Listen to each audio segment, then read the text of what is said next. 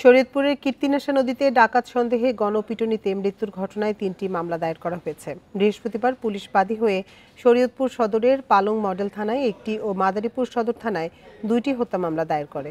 Police জানিয়েছে, ডাকাত সন্দেহে গণপিটুনিতে নিহত ৬ জনের মধ্যে ৪ জনের পরিচয় পাওয়া গেছে।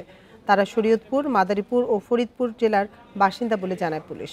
গত শুক্রবার মাদারীপুরের রাজারচর এলাকায় ডাকাতির চেষ্টাকালে ৮ ডাকাত সদস্যকে গণপিটুনি দেয় স্থানীয়রা। পরে তারা নদীপথে শরীয়তপুরের ডোমসারে এলে সেখানেও স্থানীয়রা তাদের গণপিটুনি দিয়ে পুলিশের কাছে সোপর্দ করে। পরে হাসপাতালে ৩ জনের মৃত্যু হয়।